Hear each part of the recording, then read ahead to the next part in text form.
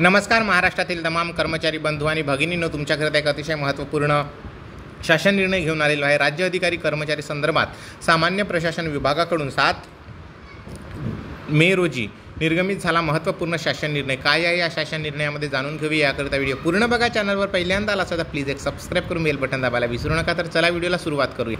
बंधूंनो, राज्य शासनाच्या सामान्य प्रशासन विभागाच्या 21 डिसेंबर 2019 रोजीच्या निर्णयानुसार अनुसूचित जमातीचे जात प्रमाणपत्र अवैध ठरलेल्या अधिकारी कर्मचाऱ्यांना तात्पुरत्या स्वरूपात 11 महिन्याकरिता अथवा ते ज्या दिनांकाला सेवानिवृत्त झाले असते त्या दिनांकापर्यंत यापैकी जे आधी घडेल तोपर्यंत अधिसंख्य पदावर वर्ग करण्याचे आदेश देण्यात आलेले आहेत। तर सदर अधिसंख्य पदांना 21 डिसेंबर 2019च्या शासन निर्णयानुसार देण्यात आलेल्या 11 महिन्याचा कालावधी संपल्याच्या नंतर पुढील 11 महिने अथवा ते सेवेत राहिले असते तर ते ज्या दिनांकाला सेवानिवृत्त झाले असते त्या दिनांकापर्यंत अथवा अभ्यास गटाच्या शिफारशी शासनास प्राप्त होऊन त्यावर शासनाचा अंतिम निर्णय होईपर्यंत जे आधी घडेल तोपर्यंत दिनांक 27 नोव्हेंबर 2020 आणि 28 ऑक्टोबर 2021 व 14 ऑक्टोबर 2022च्या शासन निर्णयानुसार मुदतवाढ देण्यात आलेली आहे। तर मंत्रिमंडळाच्या दिनांक 19 डिसेंबर 2022च्या बैठकीतील निर्णयानुसार दिनांक 14 डिसेंबर 2022च्या शासन निर्णयानुसार पुढील आदेश देण्यात आलेले आहेत। यामध्ये अधिसंख्य पदावरील अधिकारी कर्मचाऱ्यांना सेवाविषयक तसेच सेवानिवृत्तीविषयक लाभ देण्याचे निर्देश देण्यात आलेले आहेत।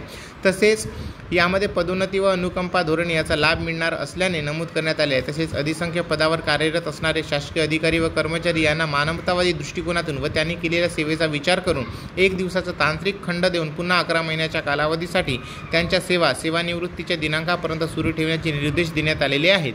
तसेच अधिसंख्य पदावरील अधिकारी कर्मचाऱ्यांना त्यांच्या 11 महिन्याच्या सेवानंतर 1 दिवसाचा तांत्रिक खंड असल्यामुळे वार्षिक वेतनवाढ तसेच इतर सेवाविषयक लाभ अनुज्ञेय ठरत नाही। तसेच अधिसंख्य पदावर वर्ग करण्यापूर्वी सेवा ही सेवानिवृत्तीविषयक लाभांसाठी अर्थकारी सेवा म्हणून ग्राह्य धरली जाणार असल्याचे नमूद करण्यात आलेले आहे।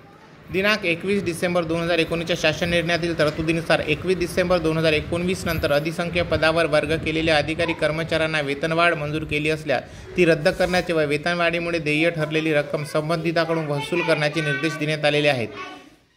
या संबंधाचा शासन निर्णय मी स्क्रीनवर स्क्रोल करतोय मित्रहो, तुम्ही तो बघू शकता। 7 मे 2024 रोजीचाच हा शासन निर्णय आहे आणि या संबंधाने काही शंका असल्यास मित्रो तुम्ही कमेंट्स करून नक्की लिहा। चॅनलवर पहिल्यांदा जर आला असाल तर चॅनलला प्लीज सबस्क्राइब करून बेल बटन दाबायला विसरू नका, कारण तुमच्या अशाच प्रेमामुळे मला अशा प्रकारचे तुम्हाला माहिती देण्याकरिता प्रोत्साहन मिळेल।